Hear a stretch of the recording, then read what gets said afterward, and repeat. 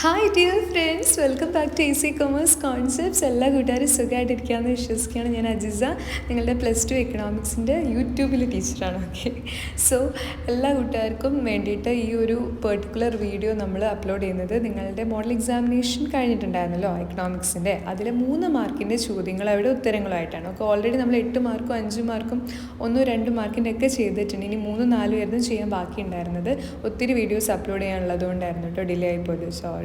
So ഇത് 3 മാർക്കിൻ്റെയാണ്. ഇത് കഴിഞ്ഞ പാടന്നെ 4 മാർക്കിൻ്റെ അപ്ലോഡ് ചെയ്യാം. സോ ഇതിൽ മൊത്തം നിങ്ങൾക്ക് 4 ചോദ്യങ്ങളായിരുന്നു ആൻസർ ചെയ്യാൻ വേണ്ടിയിട്ടുണ്ടായിരുന്നു. 5 ചോദ്യങ്ങൾ തന്നിട്ടുണ്ട്. അതിൽ നിങ്ങൾക്ക് ഒന്ന് സ്കിപ്പ് ചെയ്യാം, ബുദ്ധിമുട്ടുള്ളത് സ്കിപ്പ് ചെയ്തിട്ട് എഴുതാം കേട്ടോ. അപ്പോൾ ഞാൻ എല്ലാത്തിൻ്റെ ഉത്തരം പറയുന്നുണ്ട്. അപ്പോൾ നല്ല രീതിയിൽ തന്നെ കാര്യങ്ങൾ മനസ്സിലാക്കുക. വീഡിയോ മുഴുവനായിട്ട് കാണാൻ വേണ്ടി ശ്രമിക്കുക. വീഡിയോ നിങ്ങൾക്ക് ഇഷ്ടപ്പെട്ടു, ഉപകാരപ്രദമായിട്ട് ഫീൽ ചെയ്തിട്ടുണ്ടെങ്കിൽ തീർച്ചയായും ലൈക്ക് ചെയ്ത് സപ്പോർട്ട് ചെയ്യാം. നമ്മുടെ ചാനൽ ഇതുവരെയും സബ്സ്ക്രൈബ് ചെയ്യാത്തവരുണ്ടെങ്കിൽ സബ്സ്ക്രൈബ് ചെയ്ത് സപ്പോർട്ട് ചെയ്യുക. പുതിയ ചാനലാണ്, ഞാൻ ആദ്യമായിട്ട് യൂട്യൂബിൽ സ്റ്റാർട്ട് ചെയ്തിട്ടുള്ളൊരു ചാനലാണ്. അപ്പോൾ നിങ്ങളുടെ സപ്പോർട്ട് ഉണ്ടെങ്കിൽ മാത്രമേ മുന്നോട്ട് പോകാൻ പറ്റുള്ളൂ. സോ എല്ലാവർക്കും all the very best. So നമുക്കിനി 3 മാർക്കിൻ്റെ ചോദ്യങ്ങളിലേക്ക് കിടക്കാം. 3 മാർക്കിന് നിങ്ങൾ 4 ചോദ്യങ്ങളാണ് അറ്റൻഡ് ചെയ്യേണ്ടത്. അതിൽ 16 മുതൽ 20 വരെയുള്ള ചോദ്യങ്ങളിൽ ഒന്ന് നിങ്ങൾക്ക് സ്കിപ്പ് ചെയ്യാം. 4 ചോദ്യങ്ങളാണ് നിങ്ങൾ അറ്റൻഡ് ചെയ്യേണ്ടത്. ഓക്കെ, ആദ്യത്തെ ചോദ്യം, list any 3 properties of indifference curve. Indifference കർവിൻ്റെ 3 പ്രോപ്പർട്ടീസ് എഴുതാൻ വേണ്ടിയിട്ടാണ് പറഞ്ഞിട്ടുള്ളത്. ഓക്കെ, റെഡി അല്ലേ? അപ്പോൾ ഇൻഡിഫറൻസ് കർവിൻ്റെ പ്രോപ്പർട്ടീസ് എന്ന് പറയുമ്പോൾ, indifference curve slopes downward from left to right. ലെഫ്റ്റിൽ നിന്ന് റൈറ്റിലേക്ക് ഡൗൺവേർഡ് ആയിട്ട് സ്ലോപ്പ് ചെയ്യുന്നതാണ് ഇൻഡിഫറൻസ് കർവ്. പിന്നെ ഇൻഡിഫറൻസ് കർവ് എന്ന് പറയുന്നത് that is convex to origin. ഒറിജിനിന് കോൺവെക്സ് ആയിട്ടാണ് ഇൻഡിഫറൻസ് കർവ് ഉണ്ടാവുക. അതുപോലെ indifference curve never intersect each other. Indifference curves ഒരിക്കലും കൂട്ടിമുട്ടാറില്ല. And higher indifference curves shows higher level of satisfaction. Indifference curve മുകളിലേക്ക് പോകുന്നതിനനുസരിച്ച് ഇൻഡിഫറൻസ് കർവിലൂടെ നമുക്ക് ആ ഒരു ബണ്ടിലുള്ള കമോഡിറ്റീസ് യൂസ് ചെയ്യുമ്പോൾ സാറ്റിസ്ഫാക്ഷൻ ലെവൽ കൂടുകയാണ് ചെയ്യുക. And the slope of indifference curve is negative. Indifference കർവിൻ്റെ സ്ലോപ്പ് നെഗറ്റീവ് ആണ്. Indifference curves are not necessarily parallel to each other. എപ്പോഴും പാരലൽ ആയിക്കൊള്ളണമെന്ന് നിർബന്ധമില്ല. സോ ഇത്രയുമാണ് നമുക്ക് ഇൻഡിഫറൻസ് കർവിൻ്റെ മൊത്തം പ്രോപ്പർട്ടീസ് പറയുക.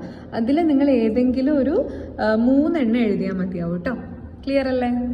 അടുത്ത 3 മാർക്കിൻ്റെ ചോദ്യം എന്ന് പറയുന്നത് 17ാമത്തെ ചോദ്യമാണ്. Explain the 3 laws of returns to scale. Okay, returns to സ്കെയിലിൻ്റെ 3 ലോസ് എഴുതാനാണ് പറഞ്ഞിട്ടുള്ളത്. സോ നമുക്ക് നോക്കാം. റിട്ടേൺസ് ടു സ്കെയിൽ എന്ന് പറയുമ്പോൾ എന്താണ്? All factor input become variable in the long run and thereby no distinction can be made between fixed inputs and variable inputs. Long റണ്ണിൽ എല്ലാ ഇൻപുട്സും വേരിയബിൾ ആണ്. അങ്ങനെ ഫിക്സഡ് എന്നോ വേരിയബിൾ എന്നുള്ള ഡിഫറൻസിയേഷൻ ഒന്നും അതിൽ വരുന്നില്ല. So returns to scale is associated with the long run production function. Long run production ഫംഗ്ഷനുമായി ബന്ധപ്പെട്ടതാണ് എന്ത്? റിട്ടേൺസ് ടു സ്കെയിൽ എന്ന് പറയുന്നത്. Clear? Okay, so returns to scale refers to change in output when all inputs are variable and the proportion between inputs remain constant. Okay, so returns to scale എന്ന് ഉദ്ദേശിക്കുന്നത് ഔട്ട്പുട്ടിൽ ഉണ്ടാകുന്ന change ആണ്. ഇപ്പോൾ എല്ലാ ഇൻപുട്സും വേരിയബിൾ ആയിരിക്കുന്ന സിറ്റുവേഷനിൽ ഔട്ട്പുട്ടിൽ ഉണ്ടാകുന്ന ആ ഒരു ചേഞ്ചിനെ വിളിക്കുന്ന പേരാണ് എന്ത്? Returns to scale. സോ എല്ലാ യൂണിറ്റ്സും വേരി ചെയ്യുന്ന സമയത്ത് in the same proportion the output total product behaves in the different manor.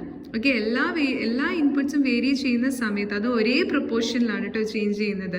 ആ ഒരു സമയത്ത് ഔട്ട്പുട്ട് ഡിഫറെൻറ്റ് രീതിയിലാണ് ബിഹേവ് ചെയ്യുക. അതാണ് നമ്മൾ എന്ത് ചെയ്യുന്നത്? 3 കാറ്റഗറീസ് ആയിട്ട് അല്ലെങ്കിൽ 3 ലോസ് ആയിട്ട് പറയുന്നത്. ക്ലിയർ അല്ലേ? അത് ഇൻക്രീസിങ് റിട്ടേൺസ് ടു സ്കെയിൽ ഉണ്ട്, കോൺസ്റ്റന്റ് റിട്ടേൺസ് ടു സ്കെയിൽ ഉണ്ട്, അതുപോലെ തന്നെ വേറൊരു റിട്ടേൺസ് ടു സ്കെയിൽ, അതാണ് decreasing returns to scale. Okay, പിന്നെ 3 ലോസ് വരുന്നത് നമ്മൾ നോക്കുന്നതാണ്. That is first phase, second phase, third phase എന്ന് പറയാറുണ്ട്. ലോ ഓഫ് വേരിയബിൾ പ്രൊപ്പോർഷൻ എന്ന് പറഞ്ഞിട്ട് നമ്മൾ കാണിക്കാറുണ്ട്. ഓക്കെ, ക്ലിയർ അല്ലേ? സോ അത് നോക്കുന്ന സമയത്ത് നമുക്ക് വേറൊരു കാര്യം കൂടി നോക്കാനുണ്ട്. എന്താണ് increasing returns to scale? When a proportionate change in all the inputs leads to more than a proportionate change in output, it is known as stage of increasing returns to scale. For instance, a 10% change in input results in more than 10% change in output. അതായത് ഇവിടെ നമ്മൾ ഇൻപുട്സിൽ എല്ലാ ഇൻപുട്സും ഒരേ രീതിയിൽ നമ്മൾ മാറ്റം വരുത്തുന്നതിൻ്റെ ഭാഗമായിട്ട് ഔട്ട്പുട്ടിൽ അതിനേക്കാൾ കൂടുതലായിട്ടാണ് ഔട്ട്പുട്ട് ചേഞ്ച്. അതായത് ഒരു 10% ഇൻക്രീസ് ആണ് ഇൻപുട്ടിൽ മാറ്റം വരുത്തിയതെങ്കിൽ 10%-ത്തേക്കാൾ കൂടുതൽ മാറ്റം ഔട്ട്പുട്ടിൽ ഇതിൽ ഉണ്ടാവുന്നുണ്ട്. ഓക്കെ, റെഡി അല്ലേ? അടുത്തതാണ് constant returns to scale. Constant returns to scale എന്ന് പറയുമ്പോൾ നമ്മൾ ഒരു പ്രൊപ്പോർഷനേറ്റ് ചേഞ്ച് ഇൻ ഇൻപുട്ടിൽ മാറ്റം വരുത്തി കഴിഞ്ഞാൽ അതിനേക്കാൾ കുറവ് പ്രൊപ്പോർഷനിലായിട്ടായിരിക്കും ഔട്ട്പുട്ടിൽ മാറ്റം ഉണ്ടാവുക. ഓക്കെ, സോ അതിൽ നമ്മൾ വിളിക്കുന്നത്, അതായത് പെർസെൻറ്റേജ് ചേഞ്ച് നമ്മൾ കൂട്ടിക്കഴിഞ്ഞാൽ അത് എക്സാക്ട്ലി 10% ചേഞ്ച് ഇൻ ഔട്ട്പുട്ട് അതിലുണ്ടാവും. Okay, clear? മനസ്സിലാവുന്ന നിങ്ങൾക്ക്? കോൺസ്റ്റന്റ് എന്ന് പറയുമ്പോൾ ഈക്വൽ ആയിട്ടായിരിക്കും പോവുക. Clear? When a proportionate change in all inputs leads to change in output in the same proportion is known as in the stage of constant returns to scale. നമ്മളിപ്പോൾ ഒരു 10% മാറ്റമാണ് ഈ ഒരു പെർട്ടിക്കുലർ ഇൻപുട്ടിൽ കൊടുത്തിട്ടില്ലെങ്കിൽ അതേപോലെ 10% തന്നെ മാറ്റമായിരിക്കും എന്തിലും ഉണ്ടാവുക, ഔട്ട്പുട്ടിലും ഉണ്ടാവുക. സെയിം പ്രൊപ്പോർഷനേറ്റ് ആയിരിക്കും ഔട്ട്പുട്ടും ചേഞ്ച് ആവുക. ഓക്കെ, 10% മാറ്റം ഇൻപുട്ടിൽ വരുത്തിയാൽ 10% മാറ്റം ഔട്ട്പുട്ടിൽ വരും. എന്നാൽ ഇൻക്രീസിങ് എങ്ങനെയായിരുന്നു? 10% മാറ്റം ഇൻപുട്ടിൽ കൊടുത്താൽ 10%-ത്തേക്കാൾ കൂടുതലായിട്ട് ഇൻപുട്ടിൽ മാറ്റം ഔട്ട്പുട്ടിൽ മാറ്റം ഉണ്ടാവുന്നതായിരുന്നു എന്ന് പറയുന്നത്. That is increasing. ഇനി ഒന്നും കൂടി ഉണ്ട്, ഡിക്രീസിങ് റിട്ടേൺസ് ടു സ്കെയിൽ. അതിന് DRS എന്ന് പറയാറുണ്ട്. പിന്നെ proportionate change in all inputs leads to less than proportionate change in output is known as the stage of decreasing returns to scale. അപ്പോൾ നമ്മൾ ഒരു 10% മാറ്റം ഇൻപുട്ടിൽ വരുത്തിയാൽ 10%-ത്തേക്കാൾ കുറഞ്ഞ മാറ്റമായിരിക്കും ഔട്ട്പുട്ടിൽ ഉണ്ടാവുക. ഓക്കെ, അത്രയുമാണ് റിട്ടേൺസ് ടു സ്കെയിൽ എന്ന് പറയുന്നത്. പിന്നെ ഇതിൽ തന്നെ 3 ലോസ് വേറെ പറയുന്നുണ്ട്. ലോ വേരിയബിൾ പ്രൊപ്പോർഷൻ ആയിട്ട് first phase, second phase, third face, അങ്ങനെ 3 ഫേസസ് ഉണ്ട്. ഫസ്റ്റ് ഫേസിൽ എന്താണ്, APM MPM ഇൻക്രീസ് ആവുന്നുണ്ട്. അതിന്റെ ഭാഗമായിട്ട് TP ഇൻക്രീസിങ് റേറ്റിൽ ഇൻക്രീസ് ആവുന്നുണ്ട്. സെക്കൻഡ് ഫേസിൽ APM MPM ഡിക്രീസ് ആവുന്നുണ്ട്, പക്ഷെ TP ഇൻക്രീസ് ചെയ്യുന്നുണ്ട്, പക്ഷെ ഒരു ഡിക്രീസിങ് റേറ്റിലാണ്. ഓക്കെ, പിന്നെ തേർഡ് ഫേസിൽ TP ഡിക്ലൈൻ ചെയ്യാൻ വേണ്ടി തുടങ്ങുന്നുണ്ട്. അത് വേറെ ഒരു ലോ ആണ് കേട്ടോ. അടുത്ത നമ്മുടെ 3 മാർക്കിൻ്റെ ചോദ്യം എന്ന് പറയുന്നത് explain how do the following situations effect the supply curve of the firm. അപ്പോൾ സപ്ലൈ കർവ് ഏത് രീതിയിലായിരിക്കും ഈ ഒരു സിറ്റുവേഷനിൽ റെസ്പോണ്ട് ചെയ്യാം. ഓക്കെ, സപ്ലൈ എന്ന് പറയുമ്പോൾ അറിയാമല്ലോ, പ്രൈസ് കൂടുന്ന സമയത്ത് സപ്ലൈ കൂടുകയാണ് ചെയ്യുക പൊതുവെ. അതായത് പ്രൊഡക്ട്സിൻ്റെ പ്രൈസ് കൂടുമ്പോൾ സപ്ലൈ കൂടും. അതേ സമയത്ത് തന്നെ ഈ പ്രൊഡക്ട്സ് നിർമ്മിക്കാൻ ആവശ്യമായ ഇൻപുട്സിൻ്റെ പ്രൈസ് കൂടുമ്പോൾ സപ്ലൈ കുറയുകയാണ് ചെയ്യുക. അതുപോലെ ടെക്നോളജി കാര്യങ്ങളൊക്കെ അഡ്വാൻസ്ഡ് ആകുമ്പോൾ സപ്ലൈ കൂടുകയാണ് ചെയ്യുക, ടെക്നോളജി കുറയുമ്പോൾ സപ്ലൈ കുറയുകയാണ് ചെയ്യുക. അപ്പോൾ ഇതിന് നിങ്ങൾ എഴുതേണ്ടത് price of inputs used in the production increases. അതായത് ഇപ്പോൾ ഫെർട്ടിലൈസേഴ്സിൻ്റെ ആണെങ്കിലും മറ്റ് കാര്യങ്ങളാണെങ്കിലും ഈ ടാക്സ് ഇൻക്രീസ് ചെയ്യുക, അങ്ങനത്തെ കാര്യങ്ങളൊക്കെ ആണെങ്കിൽ അത്ര ഫേവറബിൾ ആയിട്ടുള്ള കാര്യമല്ല അത് സപ്ലൈനെ സംബന്ധിച്ചിടത്തോളം. So price of inputs used in production process കൂടുമ്പോൾ പൊതുവേ സപ്ലൈയുടെ തോത് കുറയുകയാണ് ചെയ്യുക. സോ ഇൻക്രീസിങ് സപ്ലൈ കർവ് എന്നാണ് നിങ്ങൾ അവിടെ എഴുതേണ്ടത്.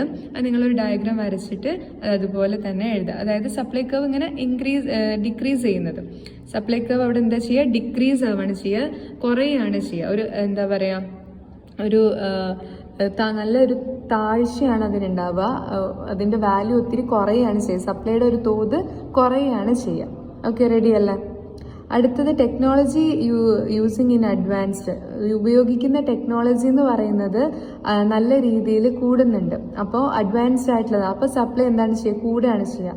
അത് എന്താണ്, ലെഫ്റ്റിലേക്ക് നല്ല രീതിയിലേക്ക് അപ്വേർഡായിട്ടാണ് ഇപ്പോൾ ഇൻക്രീസിങ് സപ്ലൈ കർവ് എന്നാണ് അവിടെ എഴുതേണ്ടത്. അടുത്തൊരു ചോദ്യം എന്ന് പറയുന്നത് ക്ലാസിഫിക്കേഷനാണ്. How to classify the variables into stock and flow. അപ്പോൾ ഇവിടെ ബാങ്ക് ഡെപ്പോസിറ്റ് എന്ന് പറയുന്നത് സ്റ്റോക്കാണ്. അതുപോലെ പോപ്പുലേഷൻ ഓഫ് എ കൺട്രി എന്ന് പറയുന്നത് സ്റ്റോക്കാണ്. ക്യാപിറ്റൽ ഇൻവെസ്റ്റ്മെൻറ്റ് സ്റ്റോക്കാണ്. അതുപോലെ ക്യാപിറ്റൽ സ്റ്റോക്ക്, ഇൻവെസ്റ്റ്മെൻറ്റ് വരുന്നത് ഫ്ലോ. അതായത് ബാങ്ക് ഡെപ്പോസിറ്റും പോപ്പുലേഷൻ ഓഫ് എ കൺട്രിയും ക്യാപിറ്റലും stock, investment, birth rate, national income, flow. ഈ രീതിയിലാണ് നിങ്ങൾ അതിൻ്റെ ആൻസർ എഴുതേണ്ടത്. ഓക്കെ, റെഡി അല്ലേ? ഓക്കെ, സോ ഈ രീതിയിലാണ് നിങ്ങൾ അതിൻ്റെ ഉത്തരം എഴുതേണ്ടത്. സ്റ്റോക്ക്, ഫ്ലോ എന്നുണ്ട് 2 രീതിയിലായിരിക്കും. അതിൻ്റെ ഹാൻഡ് റൈറ്റിംഗ് നോക്കണ്ട കേട്ടോ. സ്പീഡിൽ എഴുതിയപ്പോൾ ഇങ്ങനെ, ശരിക്കും എഴുതുമ്പോൾ നല്ല ഭംഗിയാണ് ഹാൻഡ് റൈറ്റിംഗ്. ഓക്കെ, ചുമ്മാറാണ്. സോ ഈ ഒരു സ്റ്റോക്ക്, ഫ്ലോ എന്ന് പറഞ്ഞിട്ട് നമ്മളിങ്ങനെ മാറ്റുന്ന സമയത്ത് bank deposit, population of A country, capital, ഇത്രയും കാര്യങ്ങൾ സ്റ്റോക്കിലാണ് വരിക. പിന്നെ ഫ്ലോയിൽ വരുന്നത് investment, birth rate, national income. Okay. ഇത്രയും കാര്യങ്ങളാണ് അതിൽ വരുന്നത്. പിന്നെ നമ്മൾ അടുത്ത ചോദ്യം എന്ന് പറയുന്നത് write the 3 ways in which open economy can establish economic linkages with other countries. അതായത് ഒരു ഓപ്പൺ എക്കോണമിക്ക് എങ്ങനെയാണ് അതർ കൺട്രീസുമായിട്ടുള്ള ലിങ്കേജ് വരുന്നത്. അത് ആക്ച്വലി ഒരു ഡിലീറ്റഡ് പോർഷനാണ്, എങ്കിലും നമുക്ക് അതിൻ്റെ ഉത്തരം ഒന്ന് നോക്കാം. So the 3 linkages of open economy എന്ന് പറയുമ്പം അതായത് ഓപ്പൺ എക്കോണമിക്ക് മറ്റ് രാജ്യങ്ങളുമായിട്ടൊന്ന് ലിങ്കേജിലേക്കുള്ള അല്ലെങ്കിൽ ഒരു എസ്റ്റാബ്ലിഷ്മെൻറ്റിലേക്ക് സ്റ്റാർട്ട് ചെയ്യാനുള്ള 3 വഴികൾ എന്ന് പറയുന്നത്, ഒന്ന് ഔട്ട്പുട്ട് മാർക്കറ്റ് ലിങ്കേജസ് ആണ്, 2 financial market linkage, then labour market linkage. Okay, so ഇത്രയും ഏരിയാസാണ് നിങ്ങൾ 3 മാർക്കിന് എഴുതേണ്ടത്. അതിൽ നിങ്ങൾക്ക് മൊത്തം 4 ചോദ്യങ്ങൾ എഴുതിയാൽ മതിയോ. 5 ചോദ്യങ്ങൾ തന്നിട്ടുണ്ട്. ബുദ്ധിമുട്ടായിട്ട് ഫീൽ ചെയ്തിട്ടുള്ള ഒരു ചോദ്യം ഉണ്ടെങ്കിൽ നിങ്ങൾക്കത് സ്കിപ്പ് ചെയ്യാം. ഏത് ചോദ്യമാണ് നിങ്ങൾ ഇതിൽ സ്കിപ്പ് ചെയ്തതെന്ന് പറയണം കേട്ടോ. സോ ഇതിൽ നമ്മൾ മെയിനായിട്ട് ഇൻഡിഫറൻസ് കർവും അതിൻ്റെ പ്രോപ്പർട്ടീസും റിട്ടേൺസ് ടു സ്കെയിലിൻ്റെ ലൂസും അതുപോലെ സപ്ലൈ കർവിൻ്റെ ചേഞ്ച് എങ്ങനെയായിരിക്കും ഉണ്ടാവാമെന്നും സ്റ്റോക്കും ഫ്ലോൻ്റെ ഒരു ക്ലാസിഫിക്കേഷനൊക്കെ നമ്മൾ നോക്കി. സോ നല്ല രീതിയിൽ തന്നെ പഠിക്കുക കേട്ടോ. നിങ്ങൾക്ക് ഏതെങ്കിലും ഒരു ടോപ്പിക്കിൽ എന്തെങ്കിലും ഡൗട്ട്സ് കാര്യങ്ങളുണ്ടെങ്കിൽ അത് കമൻറ്റ് ചെയ്യാവുന്നതാണ്. പിന്നെ എക്കണോമിക്സ് മാത്രമല്ല, accountancy, business studies, statistics related ആയിട്ടുള്ള സബ്ജക്ട്സുകൾ നമ്മൾ അപ്ലോഡ് ചെയ്യുന്നുണ്ട്. അതുകൂടാതെ തന്നെ ഡിഗ്രി സബ്ജക്ട്സുകളും അപ്ലോഡ് ചെയ്യുന്നുണ്ട്. അപ്പോൾ നിങ്ങളുടെ ഏതെങ്കിലും കസിൻസോ അല്ലെങ്കിൽ ഫ്രണ്ട്സോ ആരെങ്കിലും ഡിഗ്രി ക്ലാസ്സസ് പഠിക്കുന്നുണ്ടെങ്കിൽ അവർക്ക് എന്തെങ്കിലും തരത്തിലുള്ള നോട്ട്സോ അല്ലെങ്കിൽ ക്ലാസ്സസ് വേണമെങ്കിൽ അതും നിങ്ങൾക്ക് കമൻറ്റ് ചെയ്യാവുന്നതാണ്. അവർക്ക് നമ്മുടെ ചാനൽ പരിചയപ്പെടുത്തി കൊടുക്കാവുന്നതാണ്. സോ ഈ ഒരു ചാനൽ നിങ്ങൾക്ക് ഹെൽപ്ഫുള്ളാണ്, ഒത്തിരി കാര്യങ്ങൾ മനസ്സിലാവുന്നുണ്ടെന്ന് പേഴ്സണലി ഫീൽ ചെയ്യുകയാണെന്നുണ്ടെങ്കിൽ തീർച്ചയായും നമ്മുടെ ചാനൽ ഇതുവരെയും സബ്സ്ക്രൈബ് ചെയ്യാത്തവരുണ്ടെങ്കിൽ സബ്സ്ക്രൈബ് ചെയ്യാം. ഈ വീഡിയോസ് നിങ്ങൾക്ക് ഇഷ്ടപ്പെടുന്നുണ്ട്, മനസ്സിലാവുന്നുണ്ടെങ്കിൽ ലൈക്ക് ചെയ്ത് സപ്പോർട്ട് ചെയ്യാം. ചാനലിനെ കുറിച്ചും അതുപോലെ തന്നെ നിങ്ങൾക്ക് വീഡിയോസിനെ കുറിച്ചുള്ള കാര്യങ്ങൾ പേഴ്സണലി ഫീൽ ചെയ്തിട്ടുള്ള കാര്യങ്ങളൊക്കെ കമൻറ്റ് ആയിട്ട് എന്നെ അറിയിക്കാവുന്നതാണ്. സോ നിങ്ങൾക്ക് ഏത് തരത്തിലുള്ള ക്ലാസ്സുകളാണ് ഇനി വേണ്ടതെന്ന് വെച്ചാൽ അതിനനുസരിച്ച് നമുക്ക് ചെയ്യാം. So thank you so much for watching the video.